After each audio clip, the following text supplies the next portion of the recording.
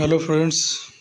आज से हम एक क्विक रिवीजन सेशन शुरू करने वाले हैं जिसमें हम सबसे पहले एनसीईआरटी बुक्स कवर करेंगे, उसके बाद एमसीक्यू क्वेश्चन लगाएंगे। तो शुरू करते हैं आज से। भारत का भूगोल।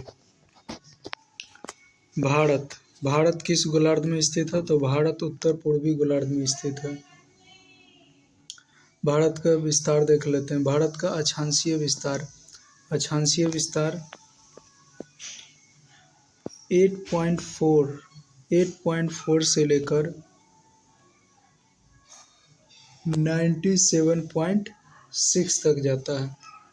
जबकि यदि इसका देशांतरीय विस्तार देखें तो 68.7 से लेकर 97.25 तक जाता है। इसका यदि विस्तार देख लेते हैं पूरब से पश्चिम इसका विस्तार तो कुल 2933 किलोमीटर है। जबकि यही यदि उत्तर से दक्षिण देखें तो ये 3214 किलोमीटर है। भारत के उत्तर में चाइना, भूटान, नेपाल, जबकि पूरब में बांग्लादेश, पश्चिम में पाकिस्तान और सबसे दक्षिण में श्रीलंका है। यदि हमारे भारत का दक्षिणी छोर की बात करें तो भारत के दक्षिणी छोर का पूर्वी घाट है, पूर्वी घाट से बंगाल की खाड़ी लगती है, जबकि इसके पश्चिमी घाट से अरब सागर लगती है। और इसके कुल तटों की लंबाई 7516.6 किलोमीटर है। पाक जल संधि जो भारत और श्रीलंका को अलग करती है। नेक्स्ट है क्षेत्रफल की दृष्टि से भारत का विश्व में कौन सा स्थान है? तो क्षेत्रफल की दृष्टि से भारत का विश्व में 7वां स्थान है। भारतीय भूभाग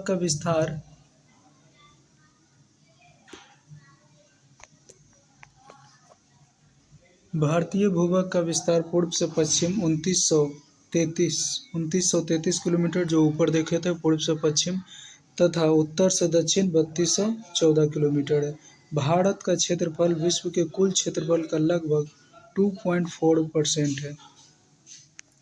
भारत का अक्षांशीय विस्तार ऊपर देख ही चुके हैं। भारत का अक्षांशीय विस्तार 8.4 से लेकर 37.6 तक है।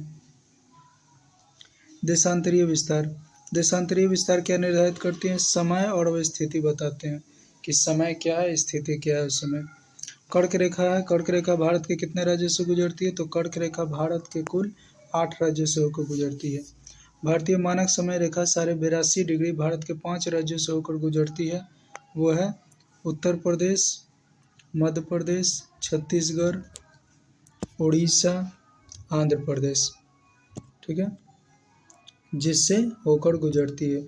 और ये मानक समय रेखा लगभग सीधे ऊपर से नीचे की ओर जाती है इस तरह से, यानी कि इसके नीचे में जितने राज्य आएंगे वो सारे इस क्रम में होंगे, जैसा कि इसमें देख भी रही हैं। उत्तर प्रदेश के नीचे मध्य प्रदेश के नीचे छत्तीसगढ़ के नीचे उड़ीसा के नीचे आंध्र प्रदेश, ठीक। नेक्स्ट देख लेते हैं भारत के राज्य जिनसे कर्क रेखा गुजरती है। तो कर्क रेखा पहले मानचित्र पर देख लेते हैं किधर से किधर गुजर रही है। तो कर्क रेखा 83.5 डिग्री लगभग यहाँ से गुजर रही है। तो इस लाइन पर जो राज्य आते हैं वो देख लेते हैं। पश्चिम से शुरू करते हैं। पश्चिम में सबसे पश्चिम गुजरात है। गुजरात के बाद मध्य प्रदेश है। मध्य प्रदेश के बाद झारखंड है। उसके बाद त्रिपुरा। गुजरात, राजस्थान, मध्य प्रदेश, छत्तीसगढ़, झारखंड, पश्चिम बंगाल, त्रिपुरा और मिजोरम, ये 8 राज्य हैं जो कर्क रेखा से गुजरते हैं। भारत को लगभग 2 बराबर भागों में कौन सा अक्षांश बांटती है? तो ये 23.5 डिग्री अक्षांश भारत को बिल्कुल 2 भागों में बांटती है। भारत के सबसे पश्चिमी बिंदु गौड़मोता जो कि गुजरात है, तथा पूर्वी बिंदु किबिथु अरुणाचल प्रदेश के मध्य सूर्योदय एवं सूर्यास्त के लगभग कितने घंटे का अंतर होता है? तो ये पूरे 2 घंटे का अंतर होता है। 2 घंटे पहले सूर्योदय, 2 घंटे बाद सूर्यास्त। भारतीय मानक समय रेखा 82.5 डिग्री किस शहर से होकर गुजरती है? तो ये प्रयाग के राज्य के मिर्ज़ापुर के प्रयागराज से होकर गुजरती है। भारतीय मानक समय रेखा एवं ग्रीनविच समय रेखा के बीच कितने घंटे का अंतर है? तो ये 5.5 डिग्री का अंतर है। यानी ग्रीनविच समय से हमारा समय 5.5 घंटा आगे है। यदि वहाँ पे 12 बजेंगे तो यहाँ पर 5:30 बजेगा भारत में। यदि भारतीय मानक यमोत्तर 20 डिग्री यदि भारतीय यमोत्तर 120 डिग्री पूर्वी देशांतर एवं स्थानीय समय 2.5 घंटा अपराह्न होता है। भारत का सुदूर दक्षिणतम बिंदु इंदिरा पॉइंट है। इंदिरा पॉइंट ग्रेट निकोबार द्वीप पर स्थित है। भारत का एकमात्र जिला कौन सा है जिसकी सीमा 4 राज्यों से होकर स्पर्श करती है? तो सोनभद्र जिला उत्तर प्रदेश है। भारत के सबसे पूर्वी एवं पश्चिमी देशांतर रेखाओं के मध्य कितने डिग्री का अंतर है? लगभग 30 डिग्री का अंतर है।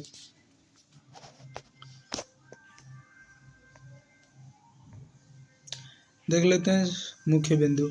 दक्षिणतम बिंदु इंदिरा पॉइंट ग्रेट निकोबार में है, जबकि उत्तर बिंदु इंदिरा कॉल जम्मू कश्मीर में है। पश्चिमोत्तर बिंदु गुजरात के गौड़माला या गुहार मोती में है, जबकि पूर्वोत्तर बिंदु अरुणाचल प्रदेश में है। की बिंदु किस देश के पास सर्वाधिक समय कटिबंध है?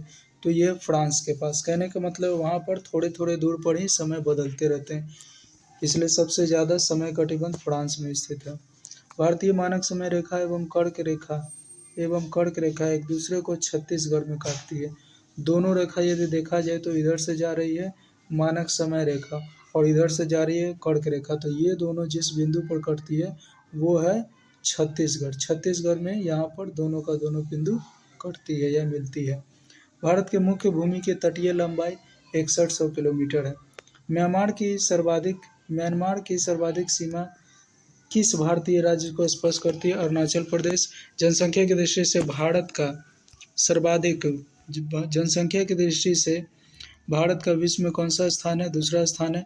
असम की सीमा कुल कितने राज्यों एवं केंद्र शासित प्रदेशों को स्पर्श करती है? 7 राज्यों को। रॉस द्वीप, नील द्वीप, हैवलॉक द्वीप का परिवर्तित नाम क्या है? रॉस द्वीप को नेताजी सुभाष चंद्र बोस कहते हैं, नील द्वीप को शहीद द्वीप एवं हैवलॉक द्वीप को स्वराज द्वीप कहते हैं। भारत किस जल संधि द्वारा श्रीलंका से पृथक होता है? पाक जल मूवमेंट द्वारा।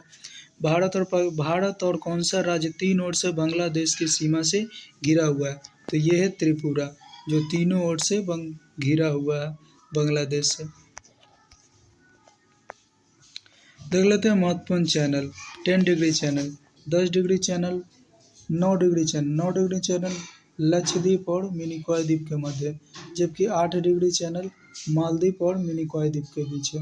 ग्रेट या महान चैनल सुमात्रा इंडोनेशिया में निकोबार के मध्य। पाक स्ट्रेट जलमध्य श्रीलंका पाक स्ट्रेट जलमध्य भारत और श्रीलंका के मध्य। माहिम क्रेट एक पतली सी निवेशिका होती है, यानी कि एक पतली सी जल संधि द्वारा जुड़ा हुआ है। माहिम क्रेट मुंबई से।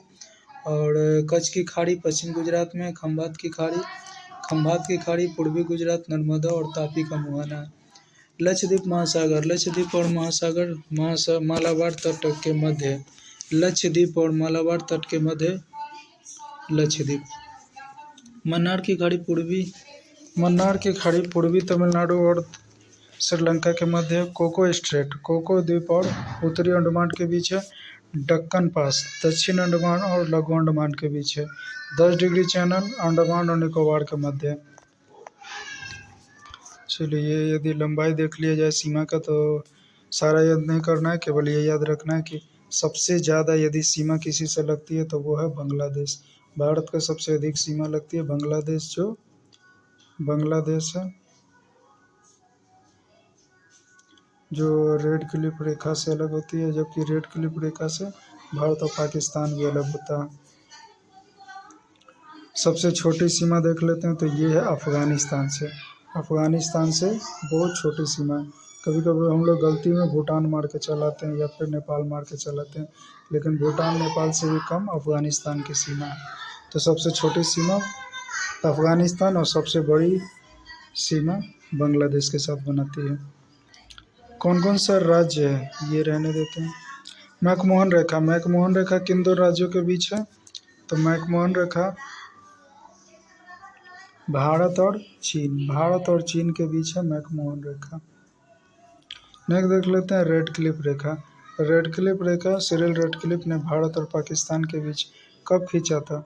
तो 17 अगस्त 1947 को 17 अगस्त 1947 को खींचा था। अगला देख लेते हैं भारत एक दृष्टि में। देख लेते हैं भारत के बारे में। देश भारत है। अन्य नाम क्या है। इसे आर्यावर्त, जम्बूद्वीप, भारतवर्ष से हिंदुस्तान कहते हैं या इंडिया कहा जाता है। राजधानी नई दिल्ली है। भौगोलिक स्थिति उत्तरी गोलार्ध में स्थित है। अक्षांशीय विस्तार 8.4 डिग्री से लेकर 37.6 डिग्री है, जबकि देशांतरीय विस्तार 68.7 से लेकर 97.25 डिग्री तक है। इसका ज्यामिति यदि पूछा जाए कि कैसा है, चतुष्फलकीय है या फिर आयताकार है या वृत्ताकार है या त्रिभुजाकार है, तो ये चतुष्फलकीय है हमारा आकार। यानी कि देखा जाए तो कुछ इस प्रकार का चतुष्फलकीय इस तरह से आती है। ठीक है, इसलिए इसको हम चतुष्फलकीय कहते हैं। भौगोलिक लंबाई देख लेते हैं। तो उत्तर से दक्षिण देख लिए थे 3214 और चौड़ाई में देख लिए पूर्व से पश्चिम 2933 किलोमीटर। स्थलीय सीमा 15,106 किलोमीटर है, जबकि जलीय सीमा 7516 किलोमीटर है। प्रादेशिक जल सीमा समुद्र तट से लगभग 12 नॉटिकल मील है। संलग्न क्षेत्र जो कहा जाता है जल सीमा का, वो 24 नॉटिकल मील होता है। और अनन्य आर्थिक क्षेत्र जो है 200 नॉटिकल मील तक रहता है। ठीक है, यानी कि ये सीमा क्या होती है। तो सीमा दर्शाता है कि हमारे भारत का स्थल से लेकर 12 समुद्री मील की दूरी तक हम कुछ भी कर सकते हैं, कोई मना नहीं करेगा। 24 समुद्री मील तक हम खनन कर सकते हैं। उसके बाद 200 समुद्री मील तक हमारा क्षेत्र है। इसके आगे इंटरनेशनल क्षेत्र स्टार्ट हो जाता है। यानी कि 200 समुद्री मील के अंदर ही हम जो भी करना चाहे कर सकते हैं, उसके बाहर नहीं। जलवायु मानसूनी जलवायु है और क्षेत्रफल 32,87,263। विश्व का कुल क्षेत्रफल का 2.4%। क्षेत्रफल की दृष्टि से विश्व में 7वां है, जबकि कुल जनसंख्या विश्व का कुल 17% है, 121 करोड़। कुल जनसंख्या की दृष्टि से विश्व में द्वितीय स्थान है, प्रथम चाइना है।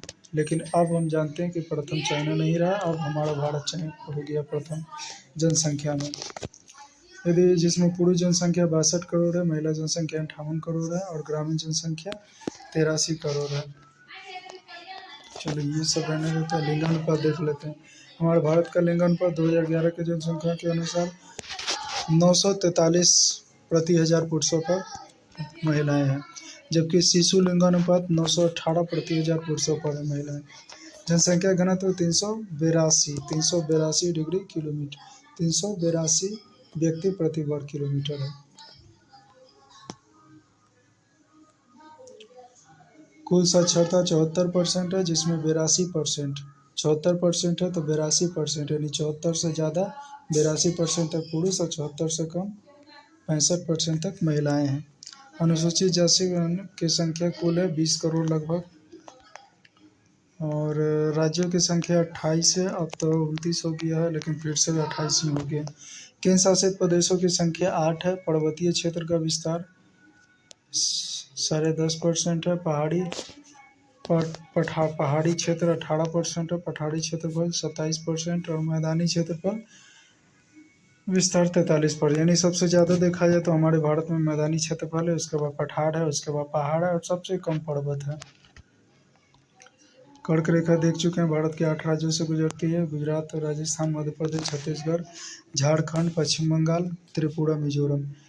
और समय रेखा भी 5 राज्यों से गुजरती है। उत्तर प्रदेश, मध्य प्रदेश, छत्तीसगढ़, उड़ीसा और आंध्र प्रदेश। अंतर्राष्ट्रीय सीमा से संलग्न केंद्र शासित प्रदेश 18 है। अंतर्राष्ट्रीय सीमा से संलग्न राज्य है ये। देश या शोधनशालाओं की संख्या 23 है, ये सब नहीं पूछता है। और राष्ट्रीय देख लेते हैं। भारत का राष्ट्रीय पशु बाघ है। वैज्ञानिक नाम पूछा जाता है बाघ। बाघ का वैज्ञानिक नाम क्या है? तो बाघ का नाम है पैंथेरा टाइग्रिस। पैंथेरा टाइग्रिस बाघ का वैज्ञानिक नाम है।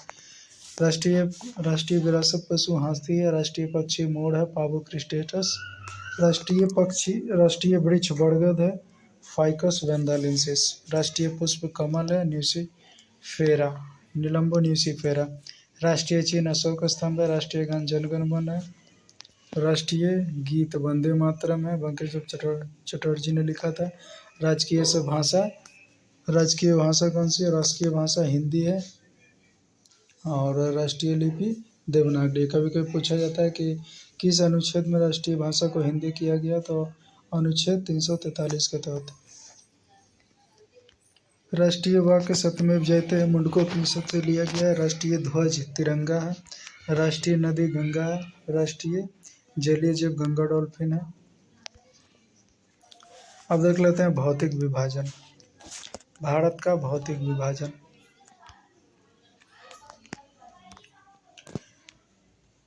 भारत उपमहाद्वीप मूलतः किस भूखंड का भाग है? तो गोंडवाना लैंड का भाग है। भारत में उपलब्ध पराचुंबकीय परिणामों से संकेत मिलते हैं कि प्राचीन काल में भारतीय भूखंड उत्तर दिशा की ओर विस्थापित हुआ। भूगर्भीय संरचना की दृष्टि से भारत को मुख्यतः 3 भागों में बांटा गया है। हिमालय का क्षेत्र, उत्तर मैदानी भाग एवं दक्षिण प्रायद्वीपीय पठार। हिमालय के समानांतर संरचनात्मक भाग। हिमालय को भागा गया ट्रांस हिमालय, बृहद हिमालय, लघु हिमालय और बाह्य हिमालय में। हिमालय का निर्माण समानांतर वलय श्रेणियों से हुआ है। इनमें प्राचीनतम श्रेणी कौन सी है? तो बृहद हिमालय को सबसे प्राचीनतम श्रेणी कहा गया है।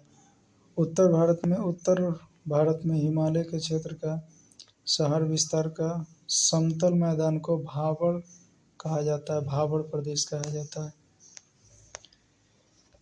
हिमालय का पदीय प्रदेश कौन सा है? शिवालिक हिमालय कहा जाता है, पर्वत प्रदेश है। और शिवालिक हिमालय समूह के दक्षिण में स्थित भाबर क्षेत्र कौन सा है? तो गिरिपद कहा जाता है। शिवालिक श्रेणी का औसत ऊंचाई है 600 से 1200 मीटर। लघु हिमालय किन 2 श्रेणियों के बीच है? तो महान हिमालय और शिवालिक हिमालय। यानी ऊपर है महान हिमालय, नीचे है शिवालिक हिमालय और इसके बीच में है मध्य हिमालय। लघु हिमालय किन श्रेणियों के मध्य स्थित है? महान और शिवालिक। हिमालय की नवीनतम श्रेणी कौन सी है? शिवालिक। नर्मदा एवं ताप्ती नदियों के मध्य कौन सी पर्वत श्रेणियां स्थित है? सतपुड़ा पर्वत श्रेणियां।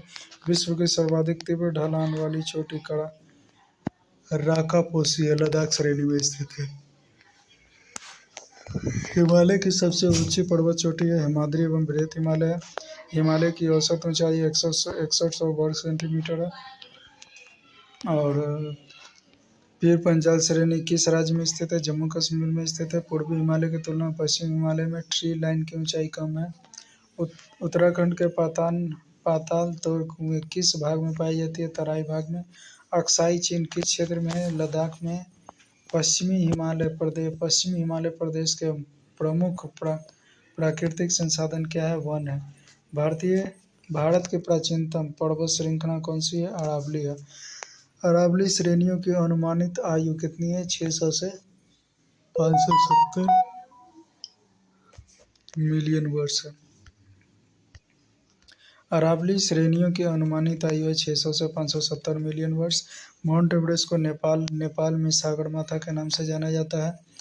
अरावली किस प्रकार की पर्वत श्रृंखला है? तो अवशिष्ट पर्वत है।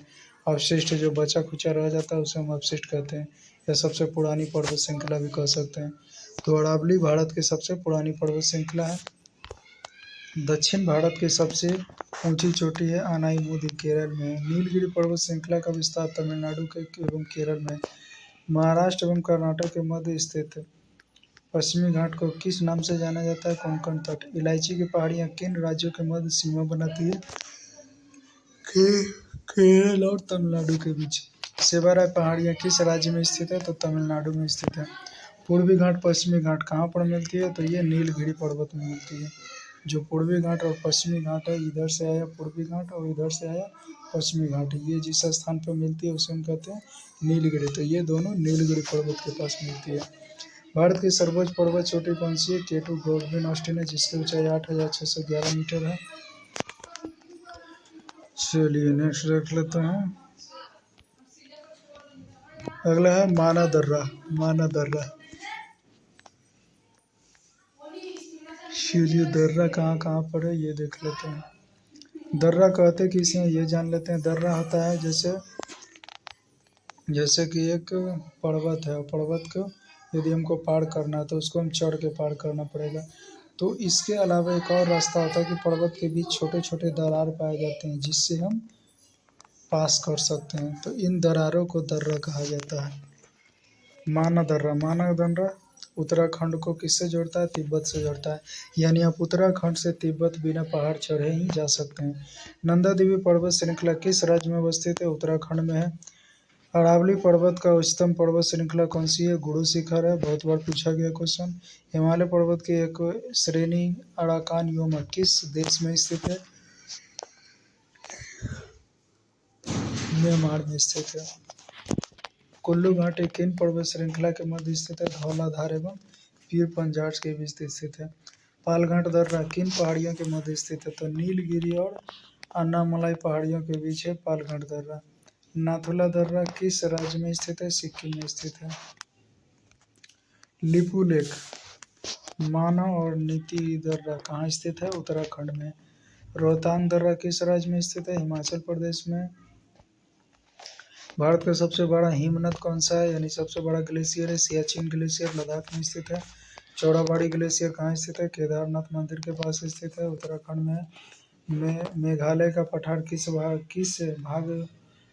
किसका भाग है? प्रायद्वीपीय भारत का भाग है मेघालय का पठार। और भारत के प्रायद्वीपीय पर्वत किस काल में निर्मित हुए थे? पैलियोजोइक महाकाल में निर्मित हुए थे। अरावली एवं विंध्य श्रृंखलाओं के मध्य कौन से पठार श्रृंखला है? मालवा श्रृंखला है। दंडकारण्य क्षेत्र कहाँ स्थित है? छत्तीसगढ़ और उड़ीसा के बीच है। भारत का औसत समुद्र तल किस तट से मापा जाता है? मुंबई से। किस तट से मापा जाता है? मुंबई से। भारत की समुद्री तट रेखा की कुल लंबाई 7516 किलोमीटर है। किस राज्य की तटीय सीमा सबसे लंबी है? गुजरात की है। भारत के कितने राज्य समुद्री तट रेखा से संलग्न है? तो 9 राज्य और 4 केंद्र शासित प्रदेश है। भारत के तटीय व केंद्र शासित प्रदेश देख लेते हैं कौन कौन सा है। 9 गो। गुजरात, महाराष्ट्र, तीसरा कर्नाटक है, चौथा केरल है, पांचवा तमिलनाडु है, छठा पश्चिम बंगाल, सातवां आंध्र प्रदेश, आठवां उड़ीसा है, 9वां गोवा है। उसके बाद केंद्र शासित देख लेते हैं। पुडुचेरी है, 11वां अंडमान है, 12वां लक्षद्वीप है, 13 दादरा नागर हवेली है, अंडमान द्वीप। प्राचीन भारतीय ऐतिहासिक भूगोल में रत्नाकर नाम किसका था? तो हिंद महासागर को रत्नाकर कहा जाता था। तमिलनाडु व आंध्र प्रदेश के समुद्र तट का क्या नाम है? तो कोरोमंडल तट कहा जाता है। जो पश्चिमी तट है उसे हम कोरोमंडल तट कहते हैं।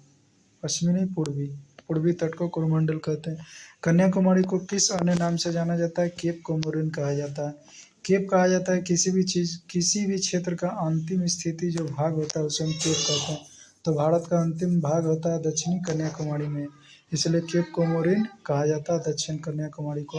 अंडमान और निकोबार द्वीप समूह में सबसे अधिक ऊंचाई वाली चोटी कौन सी है? सैडल पीक है।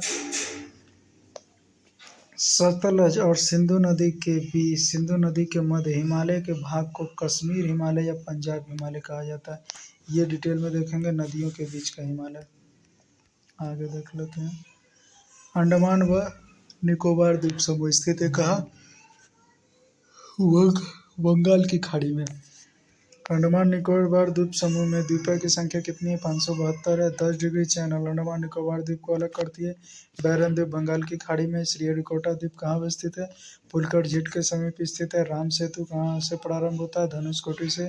लक्षद्वीप कहाँ स्थित है? अरब सागर में। भारत का कौन सा समूह प्रवाल निर्मित करता है? यानी कि प्रवाल द्वीपों से बना हुआ है। प्रवाल एक जीव होता है जो घोंघे जैसा घोंघे सेल में रहते हैं, उस प्रकार का प्रवाल भी एक सेल में होता है। जब मर जाते हैं तो इनके सेल जो है पत्थर की तरह बन जाते हैं।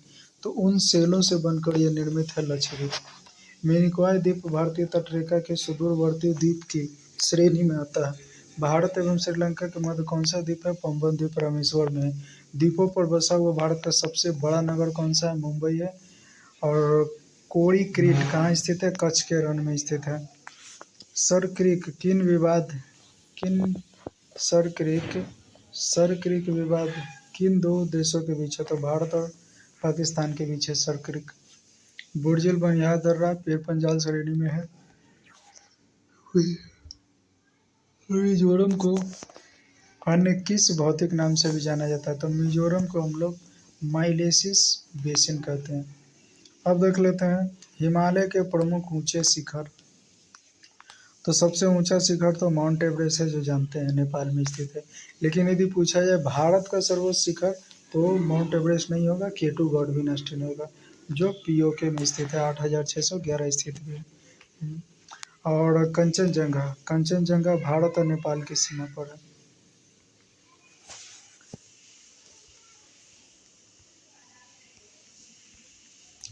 चलिए अब रह गया जलवायु क्लाइमेट हम कल से देखेंगे। आज हमने क्या क्या देख लिया? तो आज देख लिए भारत की भौगोलिक विभाजन, देख लिए भारत एक दृष्टि में देख लिए भारत का क्षेत्रफल विस्तार ये सब कितने हैं। और नेक्स्ट देख लिए हैं भारत सामान्य एक परिचय। नेक्स्ट रह जाएगा भारत का जलवायु क्लाइमेट देखेंगे। क्लाइमेट के बाद भारत के मृदा के बारे में देखेंगे। मृदा कितनी प्रकार की मृदा पाई जाती है, कौन कौन सी मृदा कहाँ किस किस राज्य में पाई जाती है, और किस किस राज्य में कौन कौन सी मृदा ज़्यादा पाई जाती है, जिससे वहाँ किस फसल की अधिकता होती है। उसके बाद जैव विविधता के बारे में देखेंगे। ठीक है, तो नेक्स्ट आज के लिए इतना ही रहने देते हैं।